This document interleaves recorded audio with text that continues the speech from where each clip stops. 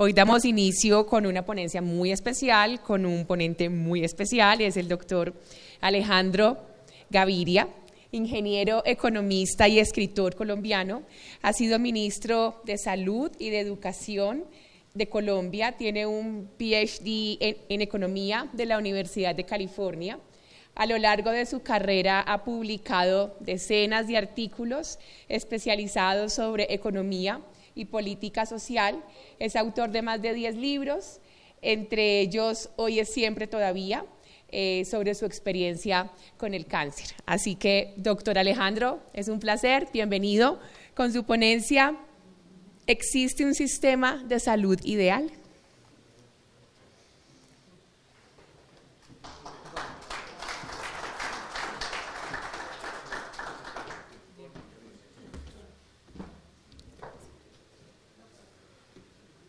Está ahí para pasar la presentación, pero yo le pongo a esto modo avión. ¿Ya está ahí? Bueno. Muy buenas noches a todos y todas, al Grupo Cisne, a Amgen, a quienes decidieron, quizás estoicamente, una tarde de jueves venir a hablar de estos temas. Ahora hablaba con Jaime Calderón, que estuvimos ayer en un evento, y planteó una suerte de paradoja que vimos ayer en un evento sobre Alzheimer, enfermedad de Alzheimer. Los psiquiatras en ese evento asumieron el papel de científicos sociales y hablaron de economía. Y a mí, el economista, me tocó hablar de último y decidí hablar de medicina. Quizás esta confusión epistemológica es lo que buscaba Rodrigo, pero yo hoy voy a volver a mi ámbito y voy a hablar un poco de economía de la salud. Vamos a tener la atención primaria como parte de la presentación. Yo decidí cambiar un poco el título y hacer una presentación que es académica, voy a decirlo así, que intenta hacer dos cosas al mismo tiempo: un diagnóstico más o menos exhaustivo de nuestro sistema de salud, desde una perspectiva que la voy a llamar micro, o sea, entender los asuntos regulatorios y de organización. Pero ese diagnóstico no se quiere quedar allí, quiere mostrarnos ciertas rutas reformistas y quiere poner en contexto el debate actual de nuestro país. Es una presentación académica, voy a decirlo así, no aburrida, eso espero. Una primera versión la hicimos con Alejandro Gómez, que está por aquí, en la Universidad de los Andes, o sea, tiene ese sentido de invitarnos a la reflexión sobre nuestro sistema de salud, invitarnos, si quiere, a dar un paso atrás y entender sus complejidades. Esa ha sido mi visión de estos temas, mi visión como reformador, que es obvia, pero que en nuestras democracias mediatizadas del siglo XXI a veces parece chocar con el debate político. Y es que para diseñar o reformar un sistema hay que entenderlo plenamente. Tiene una perspectiva que es mi perspectiva del cambio social, que la voy a llamar evolutiva. A mí me gusta la evolución. Eso quiere decir en el anverso que no me gusta el diseño inteligente. Yo no creo que uno en una ley pueda hacer una arquitectura institucional perfecta. Yo tengo en mi casa una 6ª edición del Origen de las especies de Charles Darwin, publicada en 1872. Fue la última que se publicó en vida. La primera fue publicada en el año 1859 y la leo de vez en cuando. Abro cualquier página y comienzo a leer. Creo que después de la Biblia es el libro más importante que se ha escrito en la humanidad. Y mi visión de la evolución la voy a decir en una palabra. ¿Qué es la evolución? ¿Cómo evolucionan nosotros biológicamente o las instituciones en el mundo? Son remiendos, sobre remiendos, sobre remiendos, sobre remiendos. Es imperfecta de alguna manera. Y esa imperfección biológica la viven ustedes como médicos, esa imperfección que incluso hay una estética. A mí me ha gustado cierta difícil defensa de lo imperfecto en la vida política e institucional también. Y van a ver que esta presentación es también un catálogo de imperfecciones que tiene nuestro sistema, pero que ese catálogo de imperfecciones no significa que lo vamos a destruir plenamente. Está muy larga esta introducción, entremos en materia. Como yo tengo un sesgo digital, la hice en 10 puntos. Me gusta hacer listas. Primer punto, Vamos a pensar el sistema de salud colombiano basado en una doble delegación. No voy a leer el PowerPoint, pero voy a traer a cuento la siguiente idea de esa derrotero o evolución institucional no planeada. Esto no lo planeó nadie, fueron como se fueron dando las cosas. Volvamos a comienzos de los años 90, y si nos volvemos a nuestro país en ese momento, fue una efervescencia reformista. El gobierno de César Gaviria, hoy reelegido presidente del Partido Liberal, la vida da muchas vueltas, habló de bienvenidos al futuro, tuvimos una nueva constitución y un desarrollo de esa constitución. Alguien dice que era una época muy neoliberal. Sí, había cierta confianza, quizás excesiva, en mecanismos de mercado como forma de transformar la sociedad, pero había también cierto rompimiento con el pasado. Pero aquí viene el punto más interesante, que me parece a mí que no ha sido enfatizado en los debates nacionales. Hubo dos leyes que tuvieron dos orígenes distintos: la descentralización y su ley 60, incluso más allá, que estaba en la Constitución, y la seguridad social en la ley 100. Esas dos leyes fueron concebidas para estados distintos. Y hubo una tensión. La descentralización iba por un lado, más ofertista, más pensada en que íbamos a tener unos hospitales públicos, por ejemplo, y la ley 100 de seguridad social se pensó más centralizadamente como se diseñan los sistemas de seguridad social, para ser administrados casi que desde Bogotá.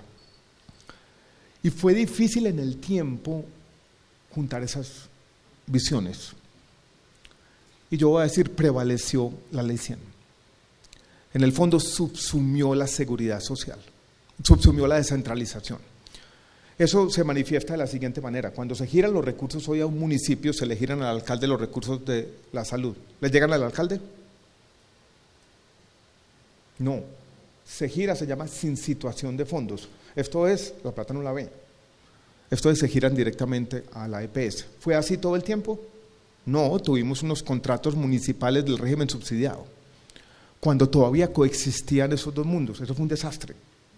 Y hoy, básicamente, se gira la plata, pasa y sale inmediatamente.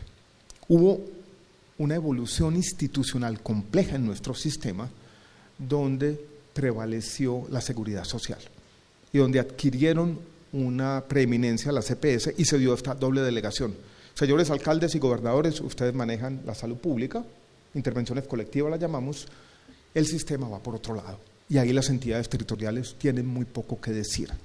Esa fue la forma como fue resolviéndose este dilema, esta primera tensión, que yo la tengo aquí abajo, entre descentralización y seguridad social. ¿Por qué es esto relevante, Rodrigo, para la atención primaria? Porque hemos hecho un ejercicio reflexivo años después, que está incluso en la ley. Hay esta frase que repite el economista de la salud y médico Ramón Abel Castaño, que dice: hay dos lógicas. La del aseguramiento debería ser una lógica poblacional, basada en la actuaría, en la estadística. La de la atención primaria debería ser territorial, tiene que tener los pies en el territorio. Y esas dos lógicas están un poquito en la atención de la reforma. Y uno esperaría que cualquier reforma de alguna manera conserve las dos. No tenemos que escoger entre la una y la otra. Tenemos que mezclarlas de la mejor manera. Pero me parece que la atención primaria sí tiene que tener esa lógica más territorial. Está ahí, está en el territorio, pero no puede ser la única. La lógica poblacional hace parte del aseguramiento. Y esa lógica poblacional de hace parte del aseguramiento está definida por lo que yo llamo el 5-50. 5% de los pacientes de alto costo van a explicar el 50% del gasto. Y esa lógica está allá. Tiene que haber un elemento de distribución del riesgo que no se logra territorialmente, porque la estadística se destruye. Por eso algunas de las EPS del régimen subsidiado, que tienen pools muy pequeños, terminan quebrándose. No sé si está muy complicado esta historia, pero quiero que les quede eso, que aquí hemos tenido una tensión entre la descentralización y la seguridad social y que hemos venido tratando institucionalmente de juntar, que primero prevaleció la seguridad social y estamos tratando de dar un poco de reversa. Y esa reversa tiene que ver con la idea de atención primaria. Esa es la primera idea que quiero dejarles. Esto no lo planeó nadie. Es más, nadie se dio cuenta en los inicios, cuando se hizo la ley 60 y se hizo la ley 100, de que íbamos a tener una tensión entre ambas, que fuimos resolviendo institucionalmente. Ahora esto ha sido una construcción colectiva, difícil, quizás se resuelve plenamente a favor de la seguridad social en la Ley 1438, donde de alguna manera ya se encuentra la forma de hacer los giros en situación de fondos e incluso los giros directos. Algo que nunca nadie planeó. El sistema de salud es inmanejable. Y es inmanejable porque tiene muchos agentes. Ahí hay una lista, sobre todo quiero que miren el segundo y el tercer bullet. Hay una economía política muy compleja en la salud. Si nos vamos a las EPS, hay mixtas, hay públicas, bueno, ya quedan muy poquitas, hay privadas, hay cajas de compensación, en la industria farmacéutica hay nacional, hay internacional, hay IPS, hay tensiones entre unos y los otros. Y uno, si quiere ser un reformador, se da cuenta rápidamente de lo siguiente, que es muy complicado. Hay una frase famosa que dicen los gringos y es: todo el mundo quiere reformar la salud hasta que alguien se atreve. Reformar la salud es difícil porque en el fondo se trata de conciliar unos intereses que es muy difícil de alinear, que son todos estos que hay aquí. Por eso es que hemos tenido tantos outsiders y economistas en el Ministerio de Salud y Protección Social, porque yo entro porque no me veían, no me percibían como una persona que tuviera alguna conexión con muchos de los agentes. Alguien de afuera es el que puede de alguna manera tratar de lidiar con esta economía política compleja. Y cualquier persona se da cuenta de lo siguiente: uno quiere ser un reformador, y un reformador está pensando en el bienestar general. Hay una visión cínica de la política, pero que básicamente tiene algo de verdad. ¿Qué es lo que resulta de una reforma?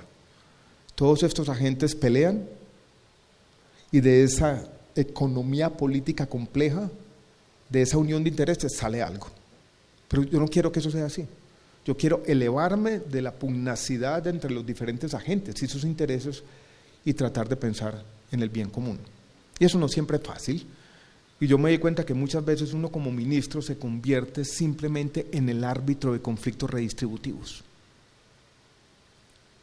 No es fácil hacer eso muchas veces. Es árbitro, que estos puedan ganar aquí, que estos puedan perder allá. Nuestro sistema es muy difícil de manejar por esto. Y es un sistema que tampoco se diseñó así, es demasiado transaccional, tiene demasiados nodos con transacciones. Y esas negociaciones y transacciones permanentes han creado en los agentes una cultura, una visión, y es de suma cero, que no hay posibilidades de cooperación, que si el otro gana es porque yo pierdo.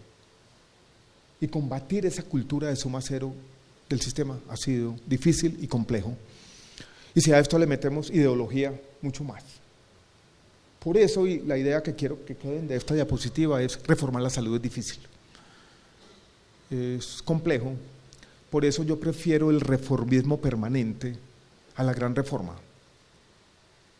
No creo, ya lo dije, en el diseño inteligente, pero en la gobernanza del sistema de salud esto es difícil. Hay una añoranza de un gran consejo de la seguridad social donde todo el mundo se junte y armónicamente trabaje. No es tan fácil.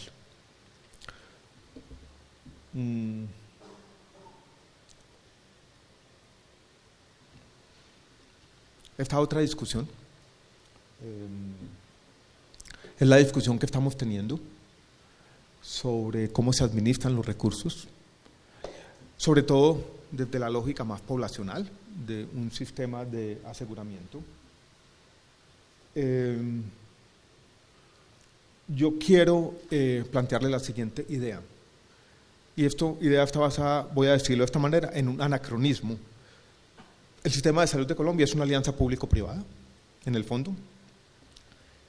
Cuando se pensó, ese lenguaje no existía. Nadie habla de alianzas público-privadas.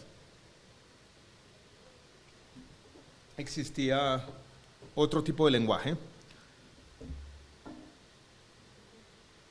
Este equilibrio está complejo, pero le va a dar una atención dramática a la presentación, ¿no? Que si se cae el vaso o no. Sí, cierto, está chévere, ¿no? No lo dejamos ahí para que todo el mundo, mentiras, hacen mucha fuerza todos.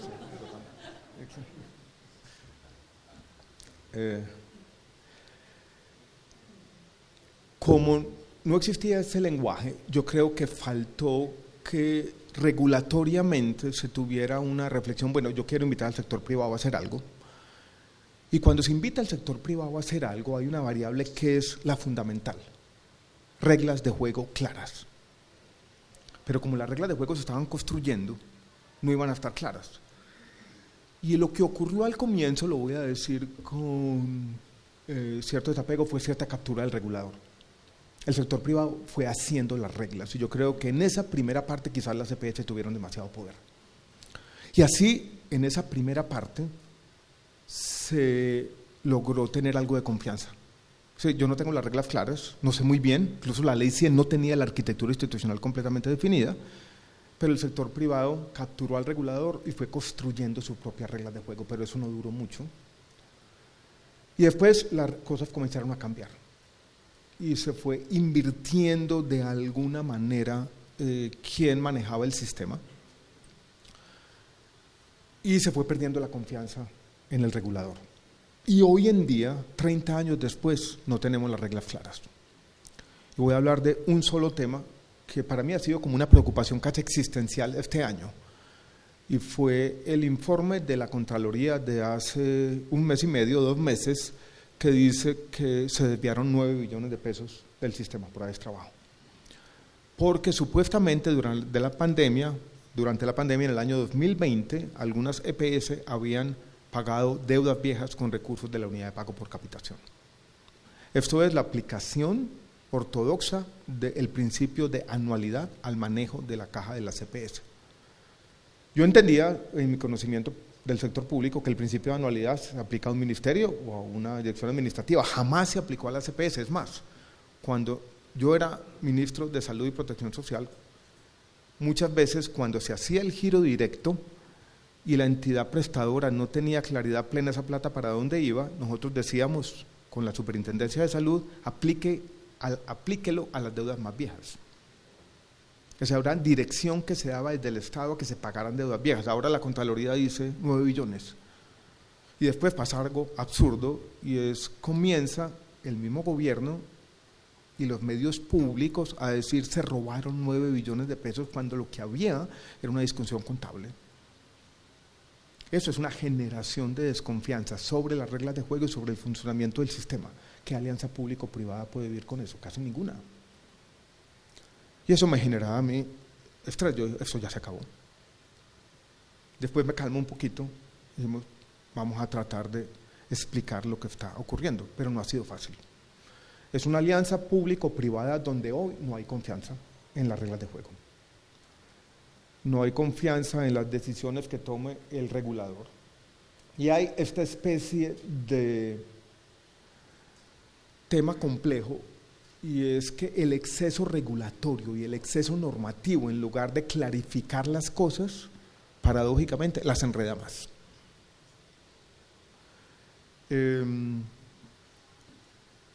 Cuando estábamos, Luis Guillermo se acordará de esto, estábamos en el proceso de Café Salud.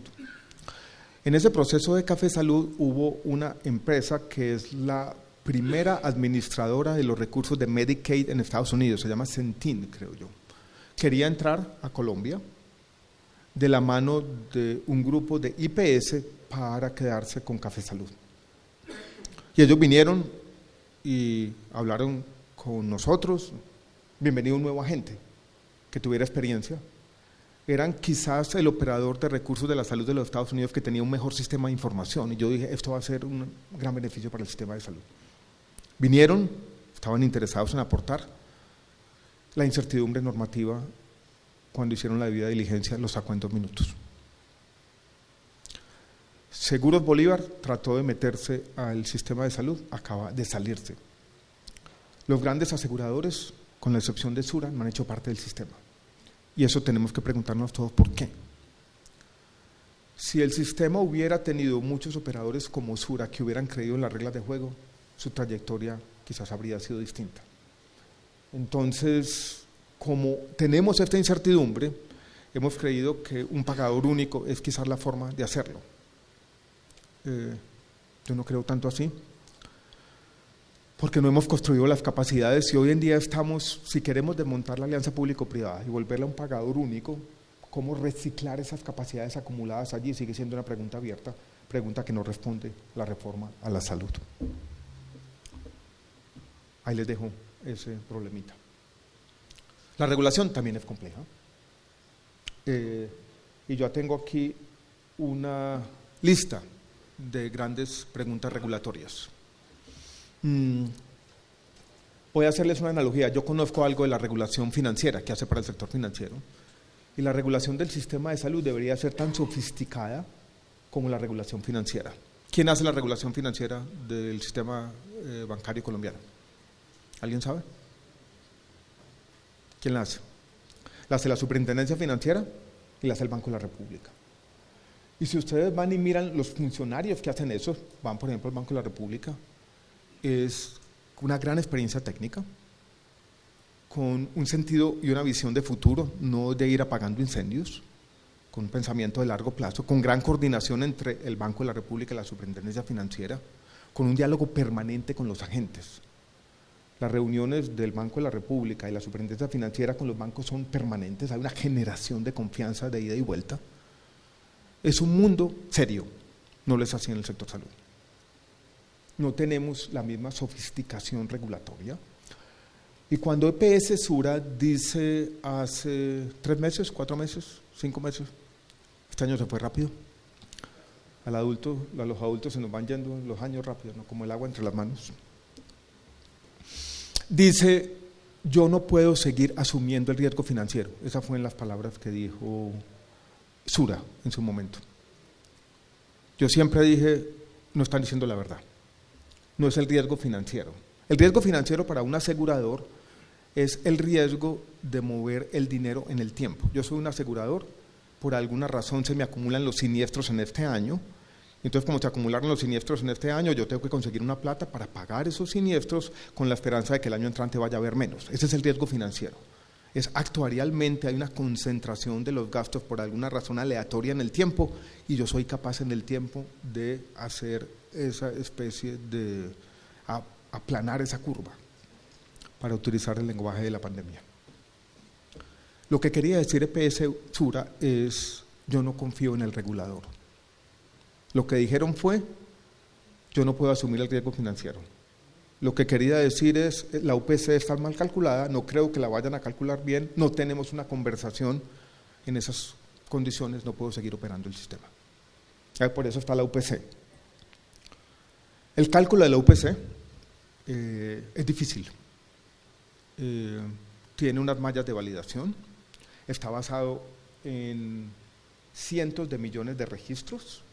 Actualmente se hace bien. Cuando yo entré al ministerio, me traje un matemático de la Universidad de los Andes, una especie de astronauta, y le dijo, trate usted, sin preguntarle a nadie, de replicar esto usted solo, a ver si le da lo mismo, y le dio lo mismo, quedé más tranquilo. La caja negra, hay por ahí 3 personas en Colombia que la entienden. Esa capacidad regulatoria se está perdiendo. Cuando el sistema de salud trató de hacer una comisión de regulación independiente, la famosa CRES de la ley 1122, ¿qué pasó? En vez de expertos comisionados, nombraron como 3 políticos de Córdoba. No salió muy bien. No de Rodrigo, sino del departamento. Sí.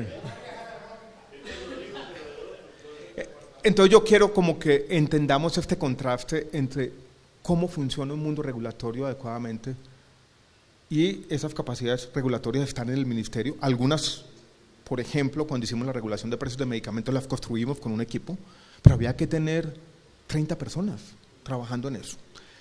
Y si ahora me dicen a mí, por eso lo tengo por ahí, yo voy a regular todas las tarifas de todos los servicios de salud, yo digo, ¿dónde está el equipo? O sea, es acumular capacidades regulatorias en el Estado. Es muy difícil, es algo que requiere tiempo, requiere confianza, requiere una visión de qué talento voy a traer, como en toda organización compleja. ¿Dónde está ese talento regulatorio? Es el mundo que yo conocí y que a veces cuando me dan mis delirios tecnocráticos admiro mucho, ¿no? El del Banco de la República. Es gente que ha sido entrenada para eso, tienen un programa de becas, ahí los tienen, los van educando por años y se acumulan las capacidades regulatorias que en el sector financiero le han evitado a Colombia problemas. La estabilidad colombiana se debe a que tenemos una regulación financiera adecuada, a que tenemos un banco central independiente, a que tenemos una regla fiscal. Y eso es un activo de la sociedad. En salud no fue bien por un tiempo con las cosas que hay aquí, y hay otros dilemas regulatorios. Por ejemplo, el sistema debería tener mecanismos de ajuste ex ante. Deberíamos trasladar recursos a las EPS, no solamente por grupos etarios, sino por criterios de enfermedad. Uno de los problemas de Sabia Salud aquí en Antioquia es que concentra muchos pacientes hipertensos y diabéticos y nunca va a ser viable si no vamos a distribuir los recursos según otro tipo de normas. Y como aquí hay un poquito de suma cero, si no se tiene legitimidad y si no se hace técnicamente y si no se explica, es difícil. Entonces tuvimos una alianza público-privada que avanzó muy rápido, cubrió toda la población, es el logro social más importante de Colombia en 30 años, pero desafortunadamente la construcción de capacidades regulatorias en el Estado no ocurrió con la misma velocidad y ahora nos dio por destruirlas. Complicado. Este tema colombiano de basar las normas en la desconfianza, que es tan terrible, ¿no? Yo les voy a contar una sola historia de confianza que me gusta a mí. Es un pequeño paréntesis, más hippie. Piso 23, yo soy el ministro de Salud. En el piso quinto queda la Dirección de Prestación de Servicios. En la Dirección de Prestación de Servicios llegaban los alcaldes y miraban los planos, había un proyecto para las urgencias, a Gerardo le trabajaba mucho, del hospital lo vamos a ampliar. Llegaba el alcalde, probablemente llegaba con un contratista, cosas que pasan en Colombia, yo creo que tampoco son terribles, y cuando terminaba la reunión con el alcalde y no se entendía muy bien, subía. Y muchas veces yo veía en esas reuniones un poquito de hostilidad de los funcionarios con el alcalde, lo trataban como mal, suponiendo la corrupción. Y yo me pasó varias veces, vi salir ese de alcalde de ahí después de la reunión con un poquito de remordimiento. Y si lo tratamos tan mal, pues ya él se percibe como corrupto. Y después leí en un libro de cómo la confianza prende éticamente a las personas. Y yo empecé a decir, le creo a la gente, vamos a creer. Y yo intuía o alcanzaba a intuir que por lo menos había una percepción distinta, y había un compromiso, y que operar con base en la confianza podría ser una buena idea. No lo hemos hecho así en Colombia. Ahí les dejo esa idea de prender éticamente a las personas confiando en ellas. Hay otro asunto que no es regulatorio y que ha sido parte de nuestro sistema que no se planeó así. Pedro, ¿se acuerda cuál fue el primer post del sistema general de seguridad social en Colombia? El primer plan obligatorio en salud, ¿de dónde vino? Del Seguro Social. O sea, se crea la ley 100 y había que tener un plan obligatorio de salud, se copió del Seguro Social. ¿Y cuál fue el primer cálculo de la UPC? Es cuánta plata hay dividida por la población, esa es la UPC. Esto empezó así, ¿no? Esto empezó con lo que había. Se fue sofisticando, ¿no? Pero eso era así, esta es la plata. Esa primera prima calculada de esa manera, lo que hay, y con ese plan de obligatorio en salud, hubo en los comienzos cierta laxitud y había más plata de la que se necesitaba por una razón muy sencilla: la gente todavía no creía en el sistema, no sabía lo que tenía, no había una conciencia de los derechos, no había un empoderamiento. Esa fue la primera realidad del sistema por 10 años. Pero el sistema, para bien, empoderó a la gente, y la Corte Constitucional muy rápidamente cambió su jurisprudencia, porque la salud no era un derecho fundamental en la Constitución, era un derecho económico, social y cultural, era un derecho social. Y yo daba una clase, o prestacional, pero se llamaba derecho social. Yo daba una clase en la Universidad de los Andes de Constitución y Democracia, y utilizábamos ese lenguaje todavía muy del siglo XX, entre libertades positivas y libertades negativas. ¿Cuáles eran los derechos fundamentales? La libre expresión, la libertad de pensamiento, la libertad religiosa, los que no requerían ninguna acción directa del Estado. Los otros solamente se cumplían con el tiempo, no eran exigibles inmediatamente. Esa era, en los años 90, la forma como se concebía esto. La Corte lo cambia rápidamente, pero lo cambia por conexidad con la vida nomás. O sea, es un derecho fundamental cuando está en juego la vida de una persona, que tiene todo sentido. Pero después es autónomo, y después en la sentencia TGT 160 ya esto se consolida jurisprudencialmente como una regla de juego, y después hacemos la ley estatutaria, donde hay una especie de coherencia entre lo que dice la ley y lo que dice la jurisprudencia, donde antes había cierta tensión. Y todo eso que no fue planeado de esta manera llevó a un sistema muy abierto, donde una vez yo estaba en la Organización Mundial de la Salud y estábamos hablando de cobertura de medicamentos, quizás estaba con Gerardo, y una señora de la Organización Mundial de la Salud dijo, bueno, los colombianos tienen que entender que el derecho fundamental a la salud no implica el acceso inmediato a todos los medicamentos. Me dijo, ustedes cálmense un poquito, pero se volvió un sistema muy abierto. Como lo decíamos ayer en otra reunión, entre el registro sanitario y la exigibilidad, si un médico lo prescribe, no pasa un segundo. Ese sistema demasiado abierto, sin límites razonables desde arriba, ha sido difícil de manejar, vulnerable a la presión tecnológica.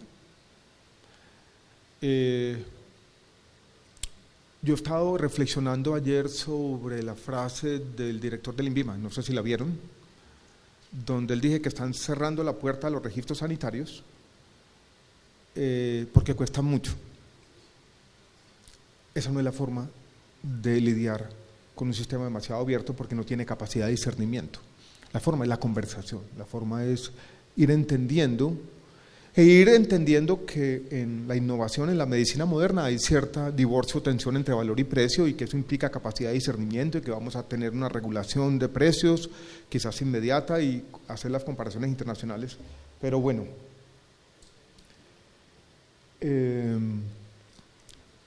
lo que yo quiero decirles con esta evolución es que el sistema demasiado abierto fue un desarrollo jurisprudencial que no estaba planeado desde el comienzo, y ahí lo tenemos.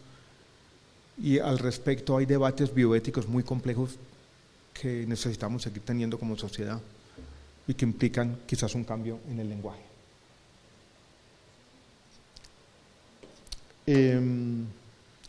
Este tema ha sido para mí uno de los aspectos positivos que se han dicho en el debate de la reforma a la salud. Y es que el sistema sigue siendo un sistema un poco opaco, donde con recursos públicos, con la autonomía que le entregamos a los pagadores, hay demasiada heterogeneidad en las tarifas que no es explicada razonablemente.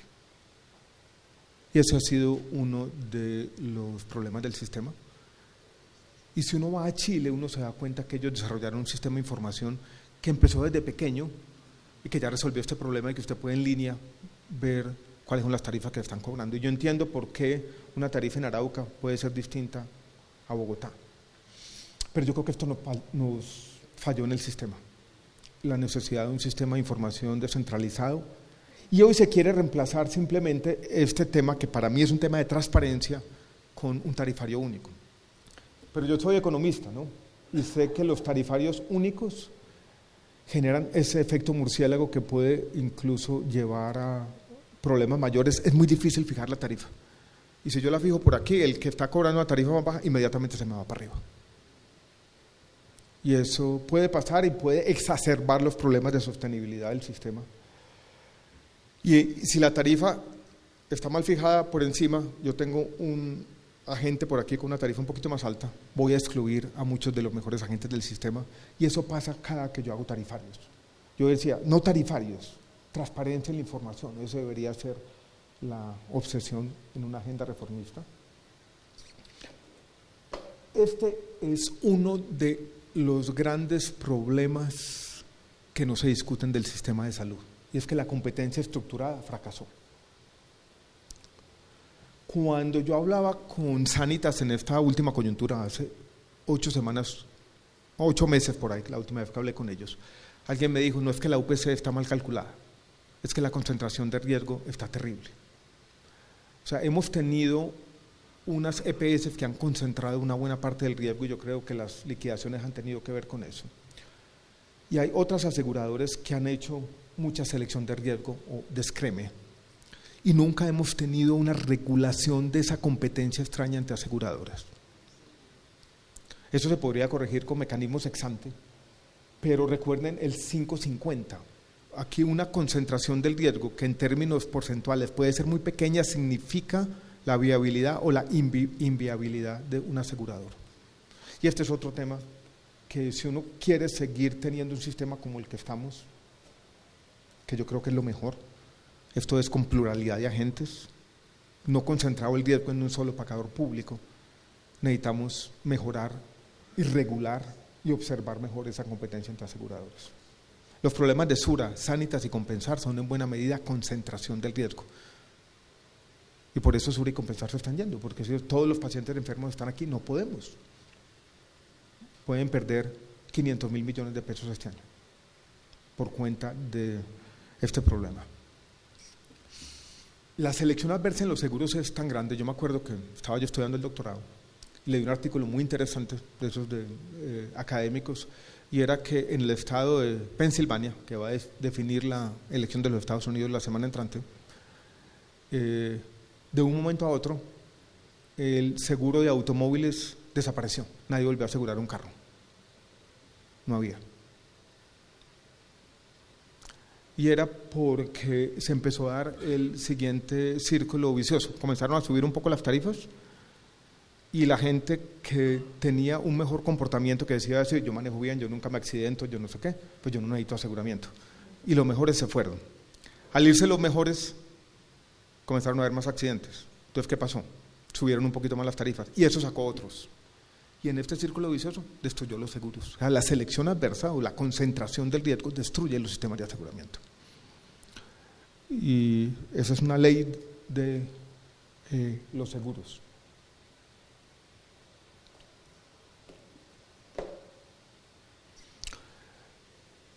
En los sistemas de aseguramiento es tan difícil pagar, que es como coincide lo peor del comunismo y lo peor del capitalismo en los sistemas de salud.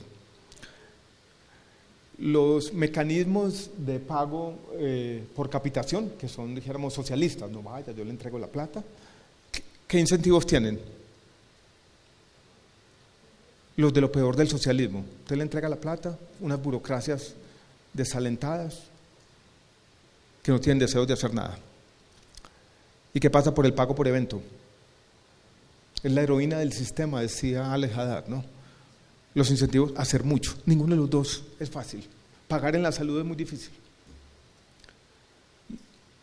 Y en la reforma al sistema no se está teniendo en cuenta esta complejidad. Y las innovaciones en el margen y las formas intermedias de transferencia de riesgo. Han creído que un sistema de fee for service, de pago por evento y un tarifario único resuelve todos los sistemas de salud. Y no han entendido esa complejidad. Incluso a mí la forma, volviendo a la atención primaria, como se remunera hoy la atención primaria, no me parece del todo mala. Pensemos en una empresa social del Estado. Una empresa social del Estado tiene una población, o le pagan una cápita, se la giran directamente, pero tienen un pagador que no es del todo ciego y por lo menos hace un chequeo de que las actividades que tienen que hacer dentro de esa cápita se hagan. Nos estamos moviendo, creo yo, en el sistema de salud a esa atención primaria, una UPC asegurada, girada directamente y nadie va a supervisar, que puede ser el peor de los mundos también. Pagar es difícil y por lo menos ahí es donde yo digo hay unas capacidades del sistema de pagadores que fueron aprendiendo a hacer ciertas cosas y fueron generando ciertas formas de confianza de los que creo yo la sociedad colombiana no puede prescindir. Los PGP con resultados son buenos.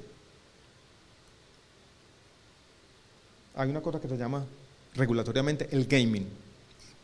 Una historia de, yo cuando estaba haciendo el doctorado en economía conocí a un economista que después se volvió famoso, Steven Levitt, que escribió este libro Freakonomics, que algunos vieron por ahí, que fue un bestseller hace unos aproximadamente 10 años. Este era obsesionado con los incentivos perversos de la economía. Y la ciudad de Chicago le había dicho a los colegios públicos que les iba a pagar un bono adicional según los resultados en los exámenes del Estado, el equivalente al examen del ICFES. Los profesores comenzaron a escribirles a los alumnos las respuestas en el tablero para que les llegara un bono adicional. Y este tipo cogió con Big Data y se dio cuenta que como los profesores no escribían todas las respuestas, sino de la 81 a la 94, en algunos colegios todas las respuestas estaban buenas en esa cosa. Ahí mismo se dieron cuenta de la trampa. Generalmente cuando uno paga para que mejore la mortalidad materna, ¿qué terminamos haciendo? Falsificando los datos de mortalidad materna. El exceso de realismo es cinismo. Yo no quiero transmitir la idea de que nada puede hacerse, se puede hacer algo. Pero sí quiero transmitir la idea de la complejidad y que aquí no hay una solución única. Y un PGP con resultados tampoco es una maravilla. La difícil defensa de lo imperfecto. O la idiotez de lo perfecto, diría la poeta Wisława Szymborska. Yo soy un liberal y los liberales creemos que las reformas que permanecen en el tiempo son las que están basadas en consensos. Si yo hago una reforma medio impuesta a la fuerza, mañana llega otro y la cambia. Los acuerdos parciales entre diferentes, los consensos, el reformismo permanente, la forma de transformar los sistemas basados en las conversaciones, en entender estos problemas plenamente, ir viendo dónde podemos movernos, lo que yo llamo posibilismo, es fundamental. Lo otro es una imposición. Y lo que es impuesto, creo yo, termina siendo precaria institucionalmente. Tranquilo que falta un solo punto.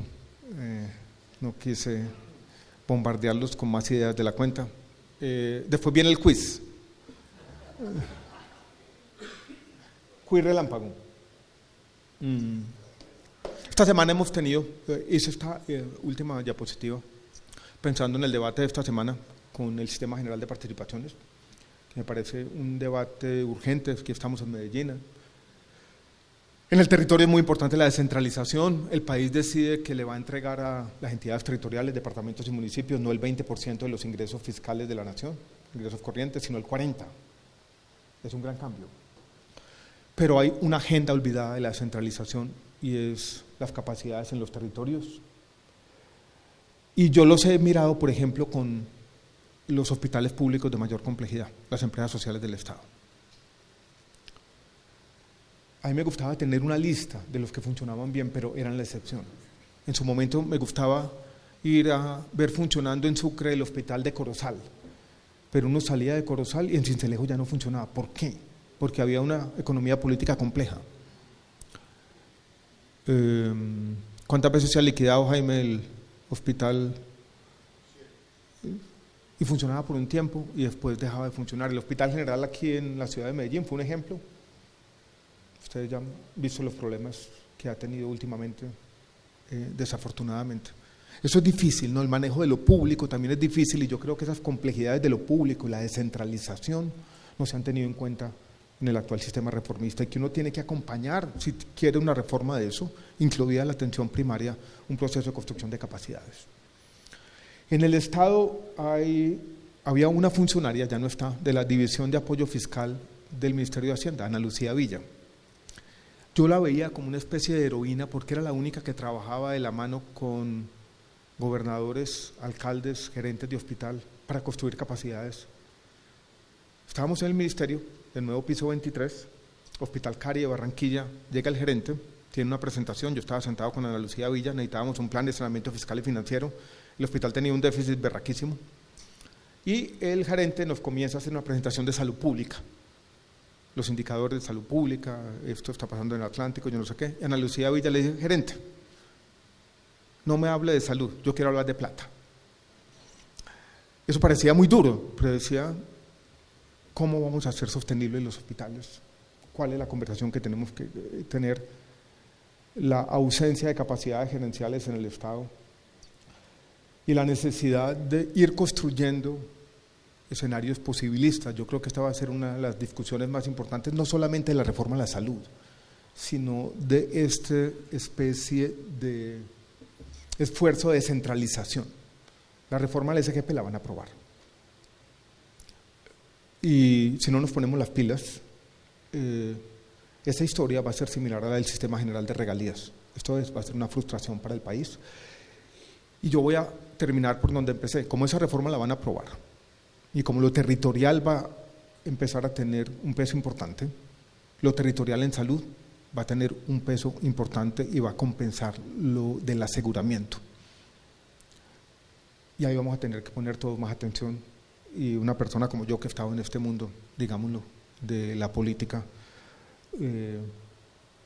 va a tener que tener como parte de su agenda la construcción de capacidades en el territorio. Esto es difícil, ¿no? A mí me gusta mostrar esta última laminita de construir sobre lo construido, de eso se trata, ¿no? Remiendos sobre remiendos sobre remiendos. Muchos de nosotros que trabajamos en el sistema, ahí estamos, ¿no? Tratando de darle un sentido a este todo complicado. Muchas gracias a todos por la atención. Un abrazo. Espero que esta presentación les sirva también de contexto para la discusión de mañana, ¿no? Ahí yo les dejo las láminas para que quienes quieran tenerlas. Y la verdad, gracias por la paciencia. Era una presentación un poco compleja, una hora difícil, pero bueno, traté de hacer lo mejor posible. Lo invito a quedarse aquí. Pregunta. Sí. Yo me quedo. Gracias. Tenemos un espacio de 15 minutos para preguntas, comentarios, así que ¿tenemos micrófono? Yo siempre digo preguntas, comentarios, PQRs. Okay.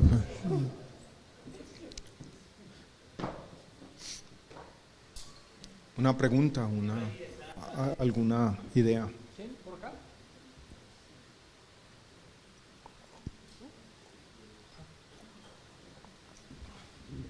Doctor, buenas noches. Buenas noches. Empecemos por ese último tema, que realmente creo que es un tema que sí preocupa.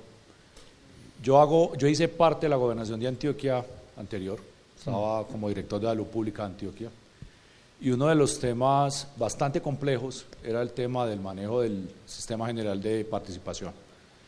Y era la esperanza de que el dinero siempre llegaba y que íbamos a hacer muchas acciones colectivas, que íbamos a hacer una gran alianza entre lo individual y lo colectivo y que íbamos a romper esa brecha. El centralismo realmente jugó una muy mala pasada en todo lo que teníamos planificado. ¿Usted sentía que le llegaba menos plata de la que necesitaba? Sí. Y que estaba todo muy dirigida. Y que todo llegaba, exacto, ya con una destinación específica. Llegan las cajitas todas. Exacto, y llegan unos programas y llegan unas acciones muy puntuales, donde la gobernanza en el territorio se pierde finalmente, porque esto tiene el componente político, tiene el componente económico y tiene el componente técnico. Y poner eso en una misma sintonía a veces no es tan sencillo. Y el otro tema era el tema de las sinergias, que finalmente se necesitan, considero yo, en un sistema como este, para que cada quien haga lo que tiene que hacer en el momento oportuno, ya no desde el aseguramiento, sino desde la accesibilidad. Ahora nos están diciendo que después de 30 años, el proceso de descentralización sí va a ser una realidad en el país. Y yo sí quisiera que de pronto usted nos contara cómo ve ese concepto de descentralización real, porque yo, que también soy abogado, siento que no es tan cierto lo que hoy nos están contando, y que eso que nos están pintando como algo muy maravilloso, muy perfecto, todavía no alcanzo a entenderlo desde la claridad de la ejecución, porque usted lo dijo claramente ahora, las normas pueden con todo, el discurso puede con todo y el papel ha sido muy bueno, pero en el momento de la transformación, en el momento en que el Estado sienta que se va a quedar con un 42% o un 38% o lo que alcancen a negociar, quedó, o un 39%, sí, no va a ser tan sencillo ese escenario. Y terminaría finalmente diciendo, ¿qué considera usted? ¿Estamos preparados o no para que esa situación se presente? No le voy a hablar como antioqueño que soy, le voy a hablar como colombiano, como persona que ha recorrido el país. Yo a veces siento que el componente de cada cuatrenio y la burocracia y demás, a los que nos gusta la política y hacemos política, ese tema yo creo que no hay que profundizarlo tanto, pero en el componente del seguimiento a los programas, en el seguimiento de las acciones puntuales que usted las acaba de denunciar, se pierden. Un gobierno deja algo muy bien estructurado y otro llega y dice, no me gusta, y entonces se pierden año y medio en la nueva construcción. Eso va a afectar el proceso de descentralización. No hay una compatibilidad entre procesos presidenciales y gubernamentales. Entonces, al final, esta historia, ¿cómo terminará? Porque yo sé que usted tiene mucho de esa perspectiva. Yo tengo dos preocupaciones. La primera es macro. La primera es, usted elegirá ahora el 40% en esa década o 12 años, probablemente serán entre 10 y 12 lo que se termina aprobando, faltan 2 debates en la Cámara de Representantes. Para quienes no tengan este tema claro, Colombia tiene en su constitución una cosa que llama el Sistema General de Participaciones, y ese Sistema General de Participaciones define una bolsa. Esa bolsa tiene 3 usos principales: educación, salud y propósito general, pero el propósito general es en su gran mayoría saneamiento básico. Lo de educación, lo que pasa hoy en día es muy sencillo. La educación se maneja en los municipios grandes directamente, y la educación rural y en los municipios más pequeños la manejan los departamentos. Entonces se gira una plata, se llaman entidades territoriales certificadas, departamentos para los municipios pequeños, ciudades grandes autónomas en sí mismas. Gira la plata, pagan la nómina de maestros, y eso es el 97% de la historia. Eso es la descentralización. Usted gira la plata, paga a los maestros y la historia se acabó ahí. Yo fui ministro de Educación también y me sentía, yo decía, ¿cuál es mi papel? La plata pasa, un porrista, me sentía una porrista, vamos, paguen la nómina. No había mucho. Lo otro era una cosa que se llama calidad, y uno construía centralizadamente algunos proyectos de infraestructura, y ahí es donde se presentaba esta tensión. Es mejor que los construya el ministerio y que el ministerio haga una especie de convocatoria y que lleguen alcaldes y uno decida dónde están, o giro la plata y que ellos hagan los proyectos. Esa es la primera disyuntiva. No es fácil. Uno quisiera más autonomía, pero hoy en día no están las capacidades. Ese es como el primer problema. El segundo es que el país va a aprobar el Sistema General de Participaciones, pero acaba de aprobar una reforma pensional. Y esa reforma pensional lleva la cobertura de pensiones al 100%, y las dos cosas, con la educación inicial, que también se está prometiendo esta reforma, las tres no son viables. No son viables fiscalmente, el país se quiebra. Y ahí es donde yo tengo esta preocupación. Y es que en el Congreso antes había adultos responsables, y ya no parece haber nadie, todo el mundo aprobó esto feliz. Entonces, que el ministro de Hacienda y el director de Planeación Nacional no fueron al debate. O sea, yo nunca había visto eso en mi vida. Es un debate donde se está cambiando la Constitución para definir la descentralización. El ministro de Hacienda, nowhere to be seen, no está por ahí. Y el director de Planeación tampoco. Yo nunca había visto eso en mi vida. Me preocupa, sí. Alguien dirá muy tecnócrata, pero no sé, pues sí, muy tecnócrata. No, el Departamento Nacional de Planeación mandó una carta muy buena, pero nunca la presentaron allá. Entonces sí tengo esa preocupación, la de las capacidades y la de el espacio fiscal o la coherencia fiscal, o en el lenguaje técnico, si eso que se está aprobando es compatible con la planeación fiscal de mediano plazo del país. Hoy el Banco de la República decide bajar la tasa de interés 50 puntos básicos. La iba a bajar 75 para estimular un poco la economía. En la rueda de prensa al mediodía, el director del banco dice, mire, los mercados se nos pusieron nerviosos por la aprobación del SGP, tuvimos que bajar 50 nomás. Esto para decirle, la economía es compleja, esto ya está teniendo consecuencias sobre la forma como se percibe el país desde afuera. Pero no quiero aburrirlos con más economía de la cuenta, estamos en atención primaria en salud, pero bueno, todo depende de todo y viceversa. Que empiece el cóctel.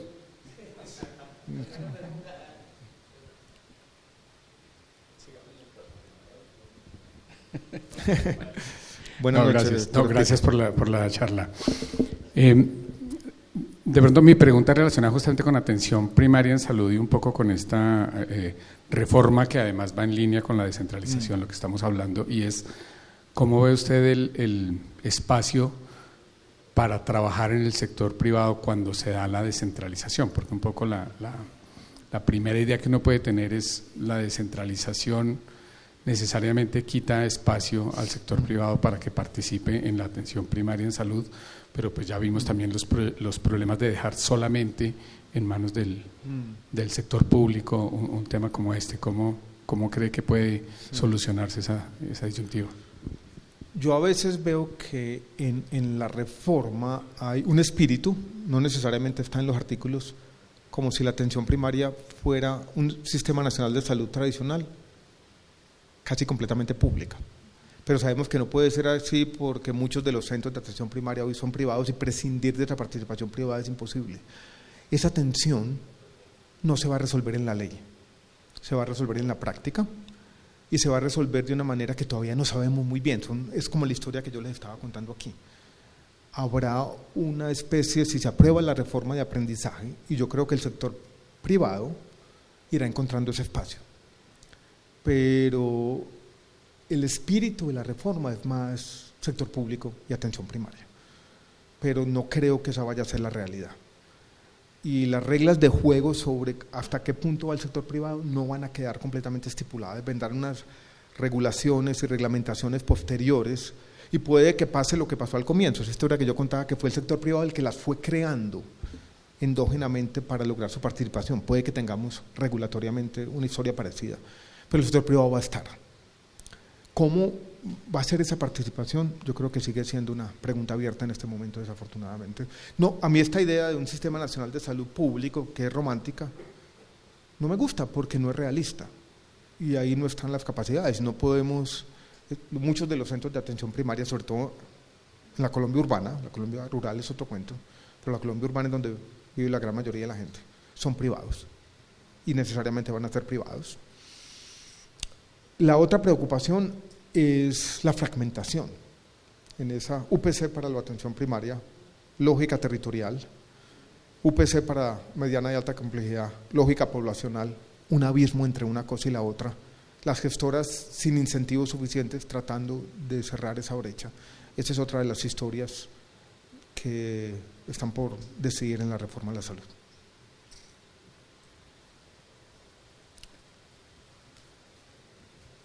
Bueno, Pedro, ¿yo qué?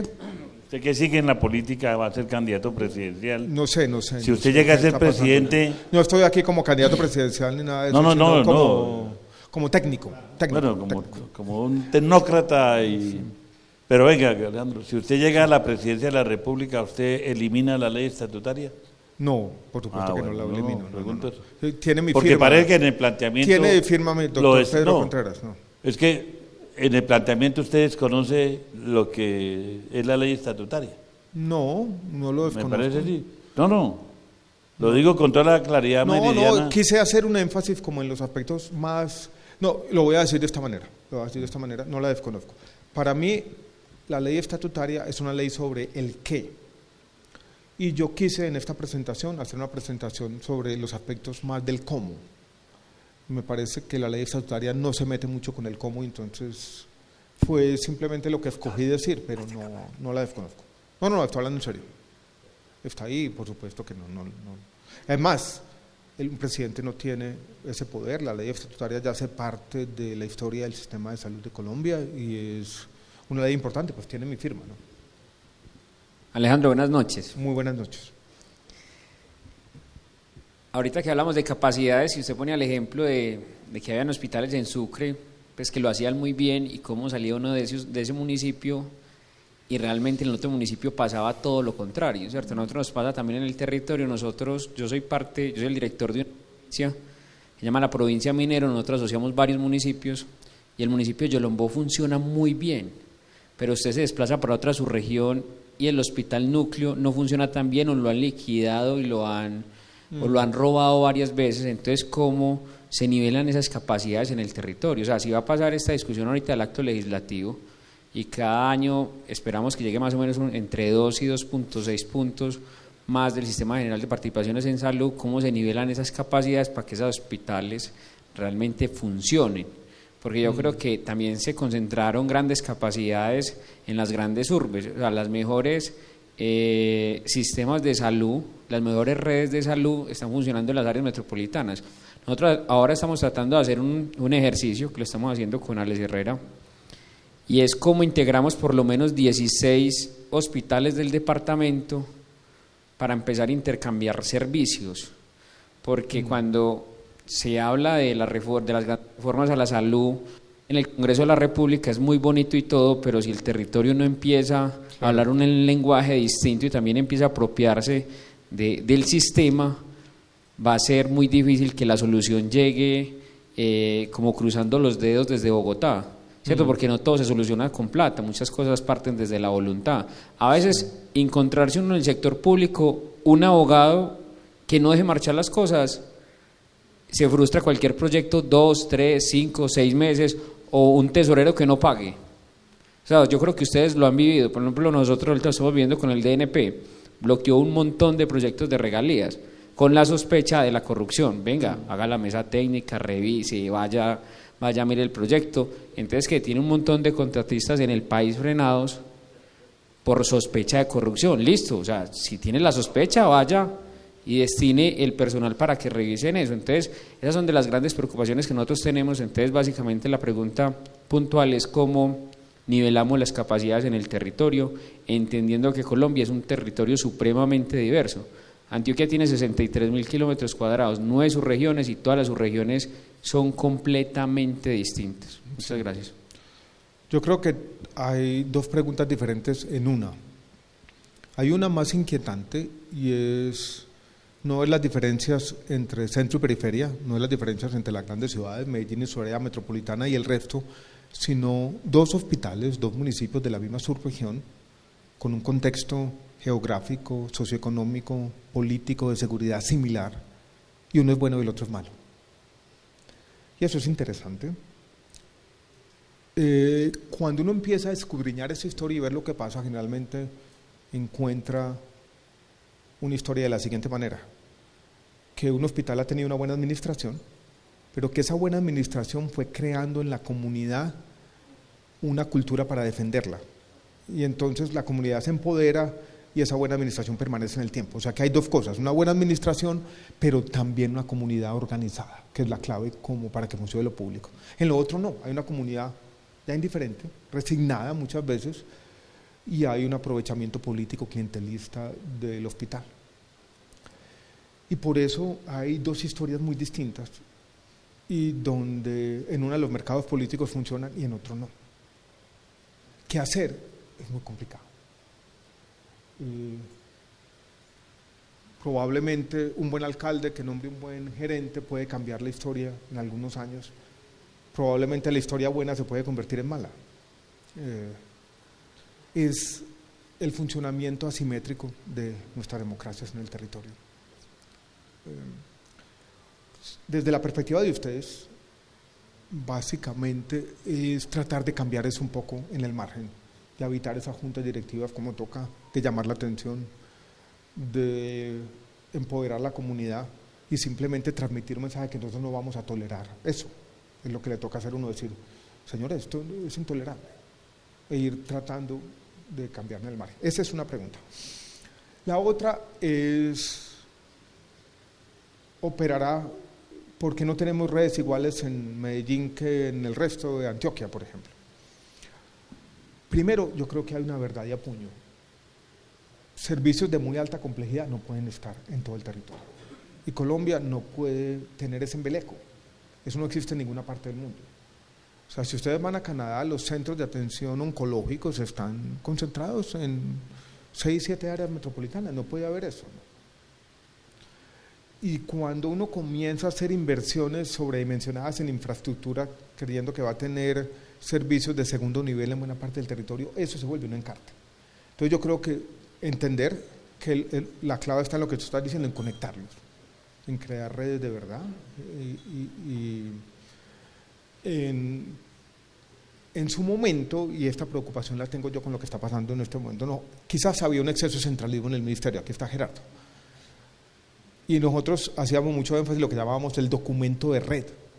El documento de red era una forma de planeación, de decir, bueno, cómo se da la distribución racional de los recursos en el territorio. Y como nosotros no teníamos muchos recursos, quizás éramos muy exigentes en el documento de red. Y lo que hacíamos era muchas veces decir: mira, ese proyecto quizás no, cuando de pronto debería estar allá. Lo que estoy viendo ahora es todo lo contrario. Hay mucha plata, pero no hay documento de red. Y esa plata está llevando a elefantes blancos, o va a llevar. Entonces, ni uno ni lo otro. Quizás hay un intermedio de cómo racionalmente se distribuyen los recursos de atención de salud en todo nuestro territorio. Vuelvo a hacer el énfasis en la importancia de la descentralización y la construcción de capacidades como una agenda muy importante para la revitalización de la descentralización que políticamente la estamos viendo como clave para Colombia en los próximos años. Rodrigo, ¿listo? Última pregunta. Bueno, primero quería brindar primero por una noche grata, a pesar de que no tiene música estruendosa ni trajimos a Balvin que está aquí a 5 minutos, pero bueno, yo quizás te va a meter en Honduras, Alejandro, pero cuando uno concibe la visión del aseguramiento, y bueno, está Jaime, Pedro, aquí muchos de los que estuvimos en el momento del proceso de la ley estatutaria, a pesar de la concepción, como yo concibo el aseguramiento, es un proceso individual, hay un dinero que garantiza de una manera racional el derecho fundamental, que es el derecho pleno y efectivo a la salud. Pero cuando uno oye un concepto tan difuso, tan extendido y quizás tan complejo de entender como un modelo de aseguramiento como es el aseguramiento social, ¿qué opinión te merece a ti en el ejercicio práctico de la posible implementación de un aseguramiento de esas características? ¿Qué es el aseguramiento social en tu concepción? Porque a mí me queda todavía difícil de traducir. Voy a volver a estos dos términos, que es interesante porque hay un debate ideológico legítimo y uno tiene que tratar, a veces no todos lo logramos, de respetar éticamente al que piensa distinto. Y ese debate ideológico, que es el de la reforma, puede definirse por dos palabras: aseguramiento individual, nuestro sistema, hasta ahora, y el de la reforma, aseguramiento social. Y esos dos términos definen, o la tensión entre los dos, o la diferencia entre los dos, define el debate ideológico. El aseguramiento individual, en mi opinión, pone un énfasis en la protección financiera. Si se quiere, tiene un énfasis en la alta complejidad. Pero el aseguramiento individual, aquí está Pedro, para mí ha sido la clave del desarrollo del derecho fundamental a la salud. Que si lo miramos bien, no es el derecho fundamental a la salud, es el derecho fundamental a la atención en salud. Si uno lo mira en términos claros, pues el derecho fundamental a la salud no existe, ningún Estado nos va a prevenir que nos enfermemos, pero es el derecho fundamental a la atención en salud. Y para mí ese derecho fundamental a la atención en salud depende bastante del aseguramiento individual, de que haya un doliente, de que todos los colombianos sabemos que es la EPS quien agencia al paciente, que tiene la obligación de contratar la red, que si yo pongo la tutela es allá. El aseguramiento social es que yo financio unos prestadores y la gente llega allá, pero ese concepto del derecho a la atención en salud me parece que se pierde un poco en el aseguramiento social y se hace un énfasis en, bueno, es que vamos a mejorar los indicadores de salud y vamos a llegar con unos equipos territoriales al territorio, va a haber una construcción deliberada, no de atención en salud, de salud, pero la construcción de salud es difícil. Y yo quiero terminar con esta reflexión: si nos interesara de verdad la salud en Colombia, la mejoría de los indicadores de salud, ¿por dónde empezaríamos? ¿Alguien qué idea tiene? ¿Dónde? Primero la educación y los otros grandes determinantes. Y si que yo quisiera un tema puntual, yo empezaría por los siniestros viales. Ya de 8.000 muertes al año, a nadie le importan. A nadie le importan. Yo diría, Colombia con una buena política, cogiendo a todos los alcaldes y gobernadores y haciendo una cosa estricta, una georreferenciación de los accidentes, unas políticas culturales bien hechas, baja por lo menos 4.000 de esas muertes al año. Y esa política preventiva, que es intersectorial, que crea salud de verdad, está por ahí tirada. Y yo no creo en ese aseguramiento social con unos equipos territoriales en el territorio. Pueden hacer algo, no quiero negarlo, pero no me parece que ese trueque de perder el aseguramiento individual y el derecho fundamental a la atención en salud por una construcción de salud que tiene todos los problemas de las intervenciones colectivas que ustedes han enfrentado, de llevar eso a la práctica, sea un buen cambio que vaya a mejorar el bienestar de los colombianos. Muchas gracias a todos. Espero no molestarlos más. Que tengan un excelente congreso y yo los acompaño un ratico ya, vuelo para el aeropuerto.